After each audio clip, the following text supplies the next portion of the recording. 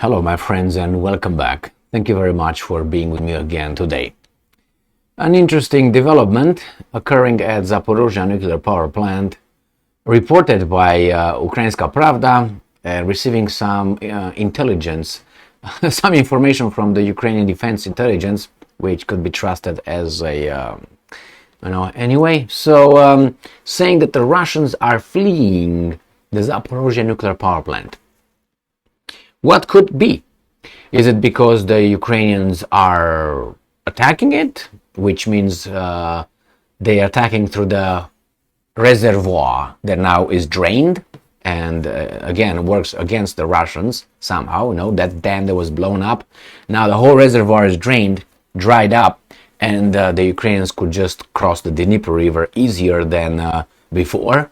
So that means the plant is could be easier accessible, could be that, and that therefore tells you how stupid those guys were for blowing again their own infrastructure in this case, like the Nord Stream 1 and Nord Stream 2 pipelines. That could be one. The other one, maybe the Russians have some information that someone is going to just bomb the shit out of the nuclear power plant, or maybe the Russians just mine it and they run away now because they're gonna just detonate it, as they always do with their infrastructure that is in their possession. But since they've been losing, maybe that's a desperate way of turning off the light and closing the door, I guess.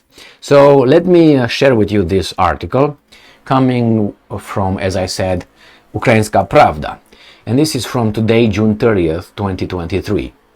Russian forces begin to flee Zaporizhzhia Nuclear Power Plant, Ukrainian Defense Intelligence. What the hell? Alright, so let's see, what do we have here? The Russian invaders have begun to gradually leave the Zaporizhzhia Nuclear Power Plant, ZNPP, and some ZNPP employees have also been instructed to leave the plant by July 5. The Defense Intelligence of Ukraine, DIU reports. And I'm quoting, "The latest data indicates that the occupying forces are gradually leaving the territory of the Zaporizhzhia nuclear power plant. 3 employees of Rosatom, a Russian state corporation specializing in nuclear energy, who led the Russians' actions, were among the first to leave the facility. Ukrainian employees who have signed a contract with Rosatom have also been advised to evacuate. Under the instructions received, they should leave by July 5. Details: the Russians advise leaving for temporary occupied Crimea. Intelligence reports that the head of the legal department, Matsurova, Chief Inspector Statsky, and deputy head of the station for Port Gubarev have already left for the peninsula." So meanwhile, intelligence reported the Russian occupiers have instructed the personnel who remained at the station to blame Ukraine in the event of an emergency. So the IU also emphasizes that the number of military patrols at the Zaporizhzhia nuclear power plant and in the satellite city of Enerhodar is gradually decreasing. So let's look over the a map, and see how things are over there, so we can analyze some little strategic aspects. Okay, so here, this obviously is Ukraine. This is Enerhodar, is right here. So this is where the power plant is, this location. So this is one. Now where's the dam that was blown up? Is down right here. This is where the dam was blown. We see that little road that crosses over. Well, that's Red Rover, the dam. So all this is no more. It's just the regular course of the Dnieper River. So if the power plant, the Russians were somehow protected, let's put it this way, from troops crossing easily over here, now they're not. And these guys obviously can, cross overnight, but this is like dry land here. I think it is. I saw some pictures.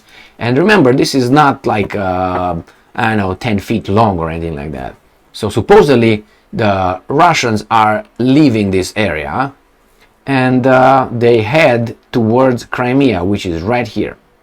So from here, they go either this way or this way. I don't know if that's the bridge was still restored or not. It was blown up by the Ukrainians right here, and we still have this piece of land that it was not blown up yet.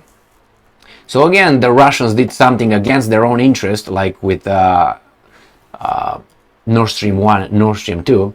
It's not impossible, to try to think that, hey, I create a problem here because for some strategic, successes in an area, but inherently wrong on another area, which could be this one.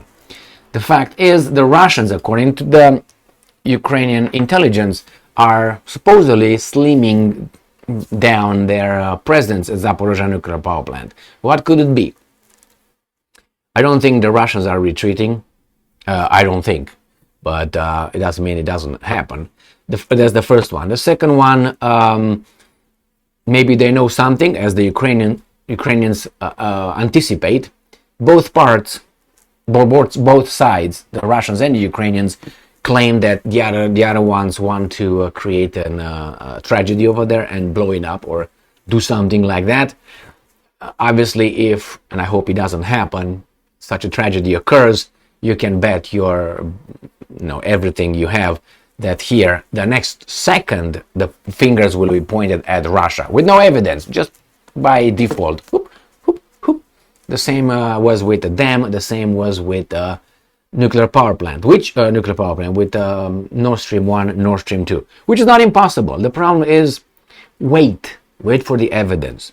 I saw this many times here in this country, and this is awful, where a terrible incident occurs, someone gets, in a bad situation, and then immediately the mob reacts on what the media pushes as this and that, concluded, without the evidence.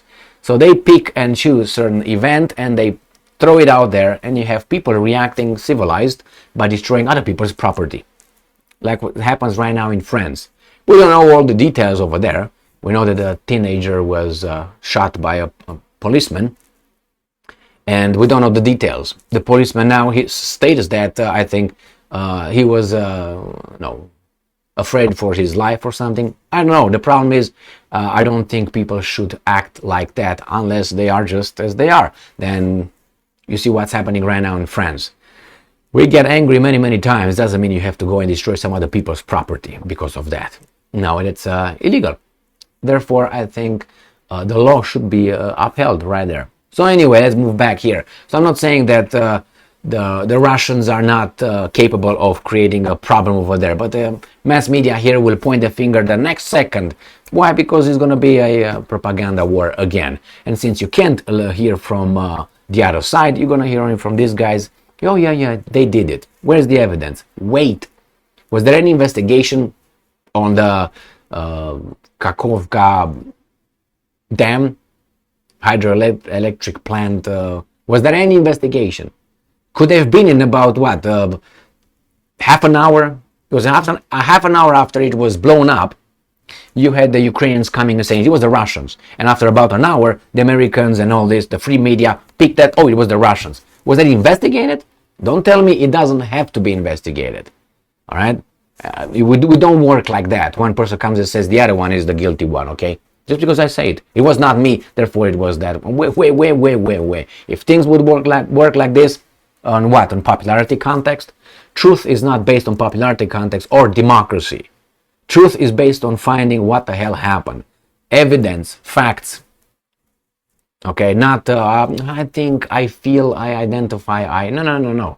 Let's figure it out. And you can't possibly figure it out in half an hour.